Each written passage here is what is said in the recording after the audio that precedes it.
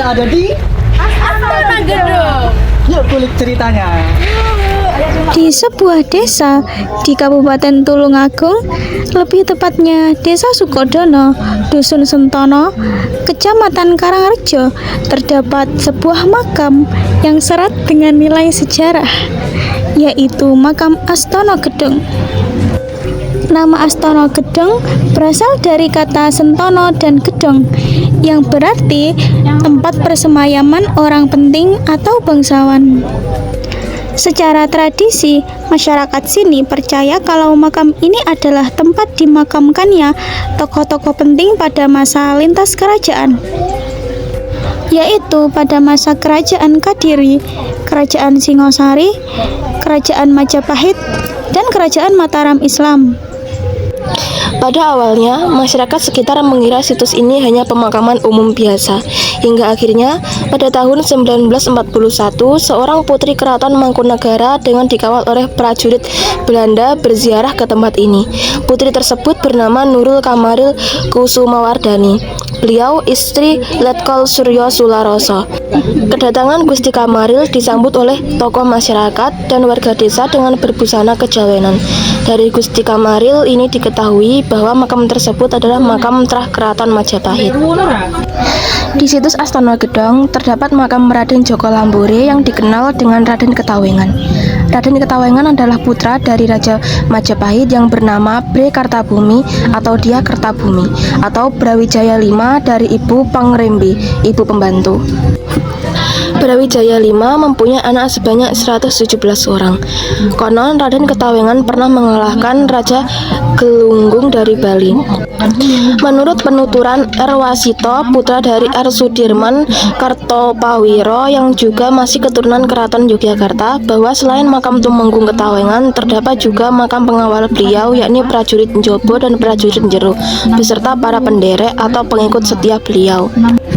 Selain makam Tumenggung Ketawengan, di pemakaman Astana Gedong juga dimakamkan salah satu tokoh, yaitu Tumenggung Alap-Alap, yang bisa dikatakan sebagai senopati atau tangan kanan dari Tumenggung atau Raden Ketawengan tersebut. Lalu dimakamkan juga Syekh atau Wali Maghribi yang dipercaya sebagai salah satu tokoh penyebar agama Islam di wilayah tersebut.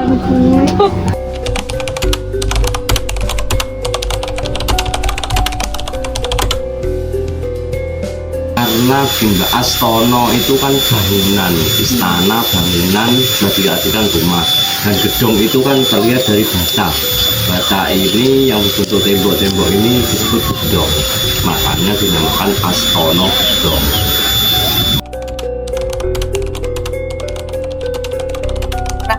Apa ada bukti terkuat yang bisa mengatakan karena ini maka disebut sebagai makam tua gitu? Bisa, karena di situs Astono Gedong ada angka tahunnya, juga ada angka tahun. Dan dari nisan-nisannya kan era Mataraman. Mataram Islam. Itu angkanya ditulis dari aksara apa nih, Pak? Aksara Jawa Kawi, Mbak. Aksara Jawa Kawi. Ya, nanti bisa dilihat. Nanti saya tunjukkan dari bukti aksara.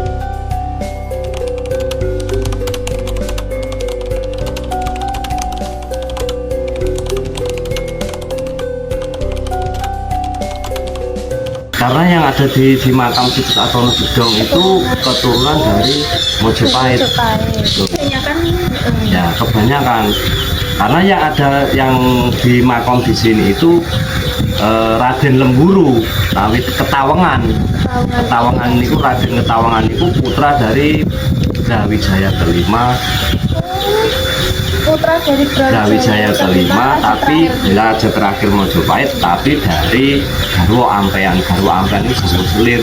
Oh, selirnya. Berarti saudara ini Raden Patah ya? Betul, saudara sebapak dengan Raden Patah, sebapak dengan Toro Katong.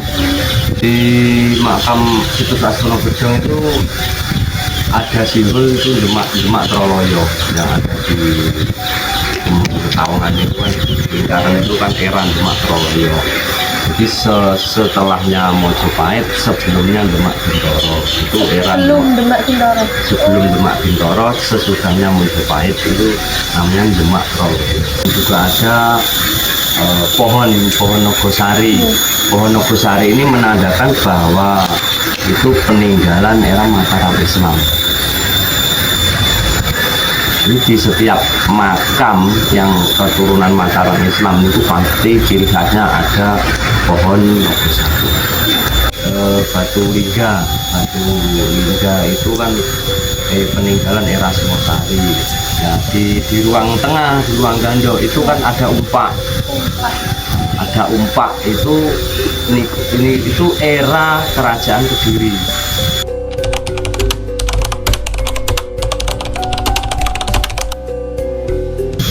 Situs Astono itu terdiri dari kan 3 ruangan. Yang pertama Bale, yang kedua itu Gandok, yang ketiga ini dalam. Jadi kan ruangan ketiga 1, 2, 3. Ini sesuai tingkatan atau Ya, sesuai tingkatan. Jadi yang dimakamkan di dalam itu khusus putra-putra raja, pangeran-pangeran itu makamnya ada di dalam. keturunan, khusus keturunan. Ya, khusus keturunan raja-raja di dalam. Mungkin bagian gandok niku abdi, di bagian bale niku yang babat desa Gondak Ngelor Sukodono. Kalau misal tentara atau pasukannya itu ada nggak Pak? Ada di bagian gandok. Bagian tengah.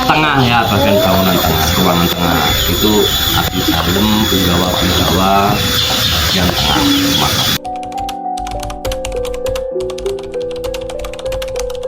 Bahasanya nyadran.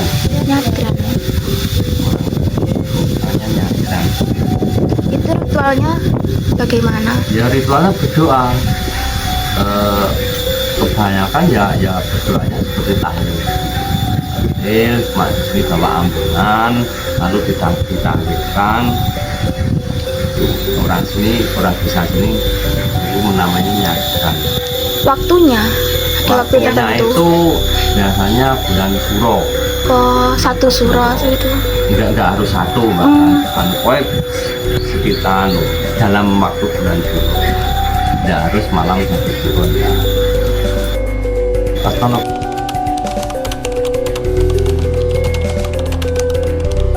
Gedong dipercayai orang sini turun temurun masyarakat Sukodono itu sebagai pepunden. Ya, sebagai pepunden, sebagai dahnyangan. Apa itu Pak? Dahnyangan itu ya seperti yang babat. Oh, yang babat Ya, alahnya. yang babat desa sini itu ya yang ada dimakamkan di sini. Melalui rangkaian wawancara, observasi lapangan, dan pembacaan kembali berbagai artefak yang berada di kawasan ini, kita akhirnya mendapatkan gambaran yang jauh lebih utuh mengenai kedudukan situs Astono Gedong di Tulungagung. Jadi dapat disimpulkan bahwa kawasan ini itu bukan sekedar kompleks pemakaman tua yang berdiri di tengah lingkungan perdesaan, melainkan merupakan titik temu dari berbagai lapisan sejarah yang membentang sangat panjang, mulai dari masa pra-Islam sampai tradisi keraton Jawa di periode Mataram. Penamaan Astono Gedong sendiri telah memberi isyarat bahwa kawasan ini memiliki status khusus sejak awal. Istilah Astono dalam budaya Jawa merujuk pada area pemakaman bangsawan atau tokoh berpangkat tinggi. Nah, sedangkan gedong menggambarkan bangunan penting atau struktur yang dihormati. Penyebutan nama ini memperlihatkan bahwa masyarakat baik masa lampau maupun sekarang memandang lokasi ini sebagai tempat yang layak diberi penghormatan tinggi. Bukan makam biasa, bukan pula situs kecil tanpa makna, melainkan ruang sakral yang mengikat kenangan, kekuasaan, dan peran sosial para tokohnya. Nah, sejarah asal-usulnya dapat ditelusuri melalui sejumlah petunjuk arkeologis yang tersisa.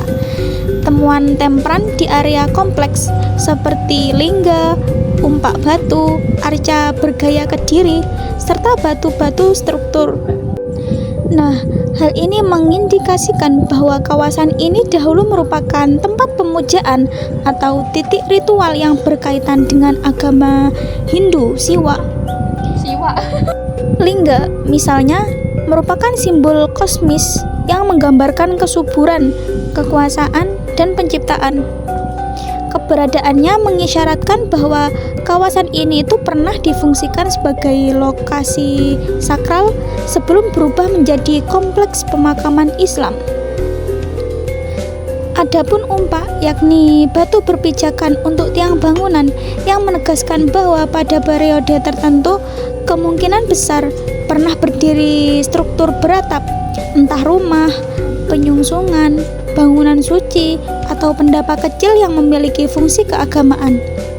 Nah, sementara itu, temuan arca Buddha seperti Aksobya adalah salah satu Dhyani Buddha yang lazim ditemukan dalam pengaruh Kediri.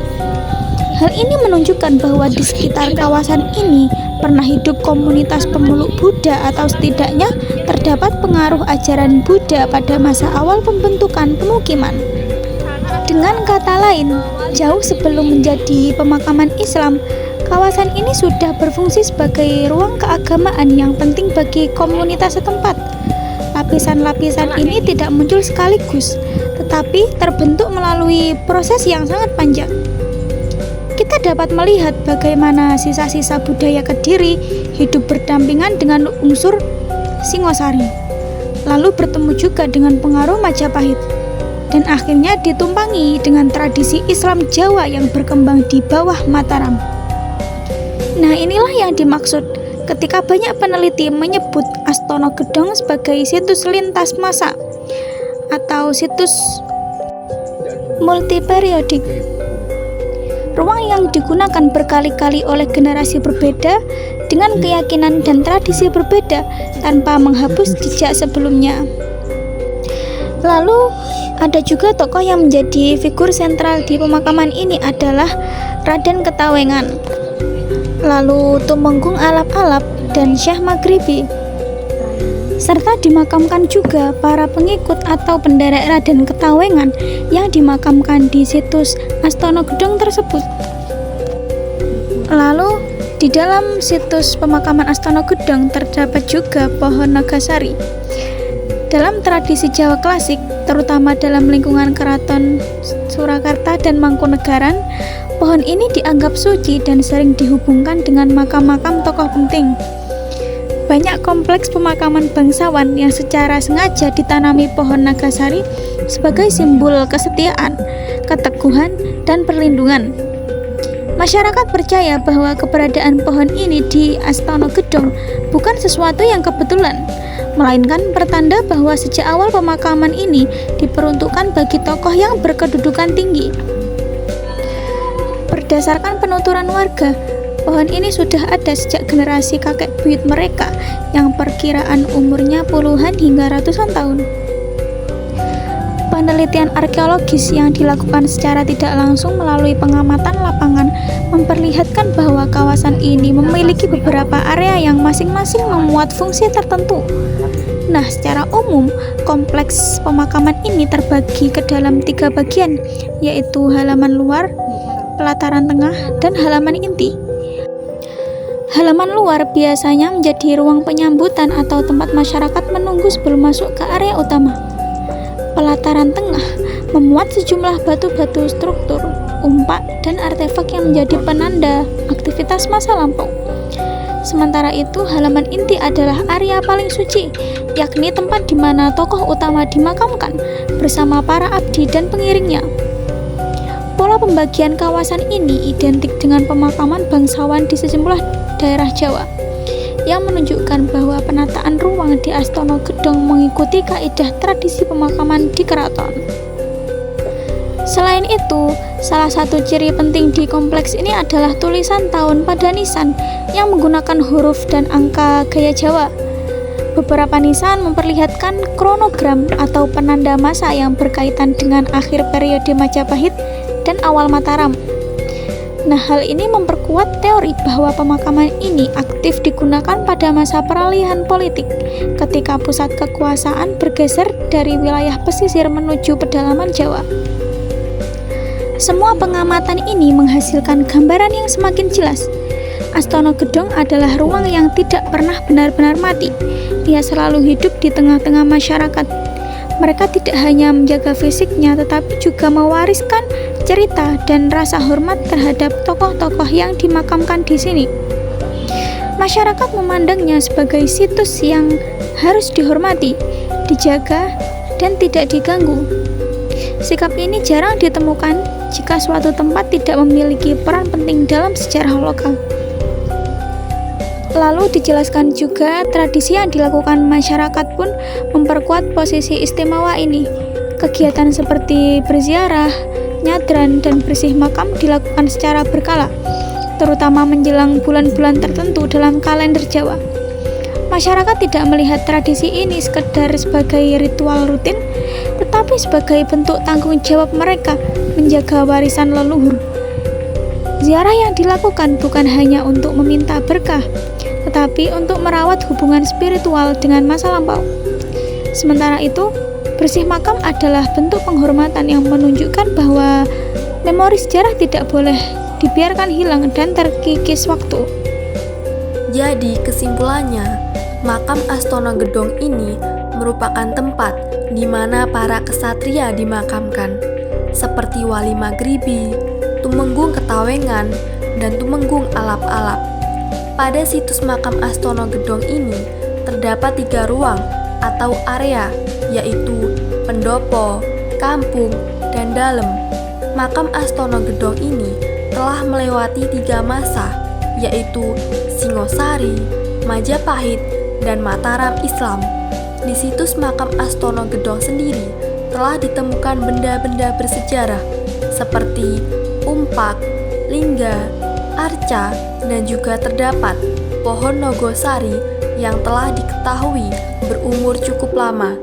Masyarakat sendiri juga cukup menghormati akan situs makam ini. Terbukti mereka sering berziarah dan berdoa di situs makam Astono Gedong ini. Dari semua pemaparan dan wawancara yang sudah kita dengarkan, ada satu pesan penting yang muncul, yaitu generasi muda memegang peranan besar dalam menjaga keberlangsungan situs-situs sejarah seperti Astono Gedong. Jika generasi sebelum kita telah menyelamatkan situs ini tanpa dukungan arkeologi modern, maka tugas kita jauh lebih besar.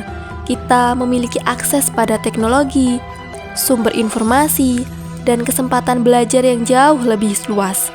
Dengan segala kemudahan itu, sudah sewajarnya kita memberi perhatian yang lebih serius. Narasumber juga mengungkapkan harapannya bahwasanya ia ingin generasi muda mengenali nilai Astono Gedong bukan hanya sebagai objek wisata usang, tetapi sebagai sumber pengetahuan, identitas budaya, dan jejak sejarah yang mampu memperlihatkan perjalanan panjang masyarakat Tulungagung.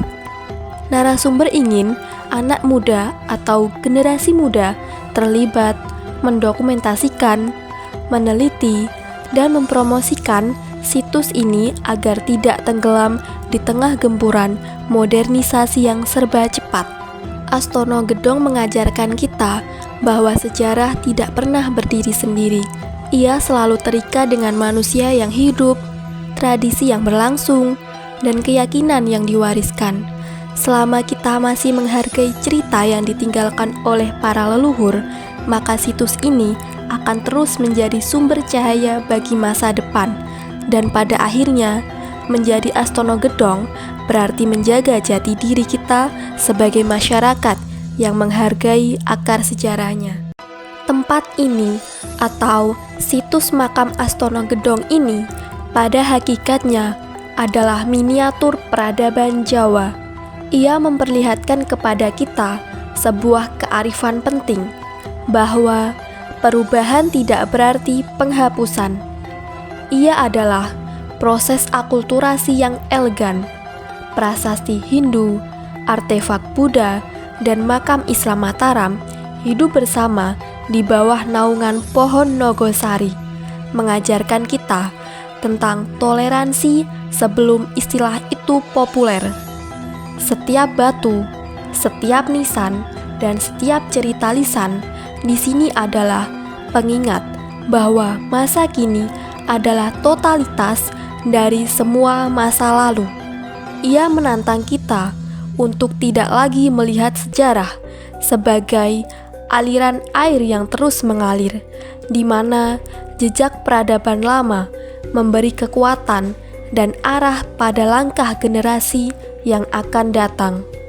Maka, menjaga warisan ini adalah sebuah janji bahwa ingatan akan mereka yang telah pergi akan terus mengalir, menjadi kompas bagi mereka yang masih mencari jalan pulang.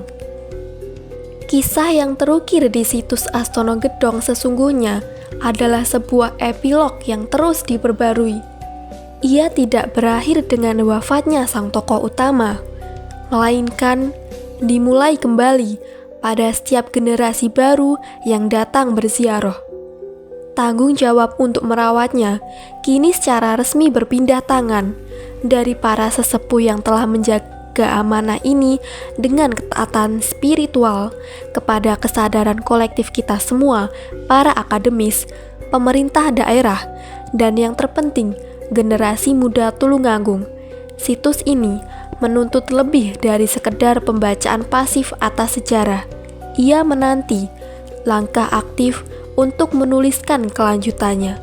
Kelanjutan ini diwujudkan melalui penelitian yang jujur, inisiatif perlindungan fisik yang berkelanjutan, dan promosi yang cerdas untuk mengikatkan situs ini pada peta budaya nasional dan global.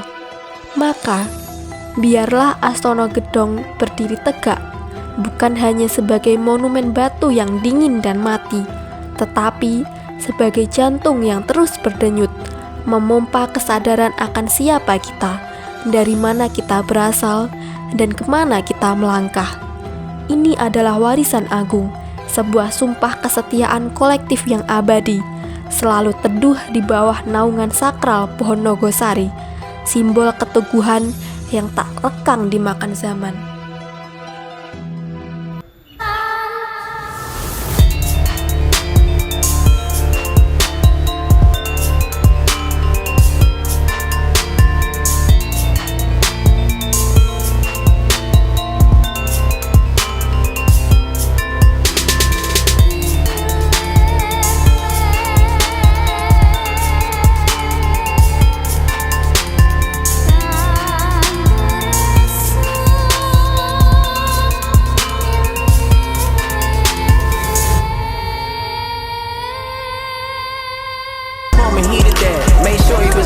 All I did was show I care, so how the fuck did you leave? He said I'm just like my mom's and even called her a bitch. You know niggas that hear that shit and get to reaching for Smith. I give a fuck if you my pops, I still beat you this shit. Still love you, but nigga fuck you, and that's true, it's a gift. And yeah, I know it's not the right thing, but oh well.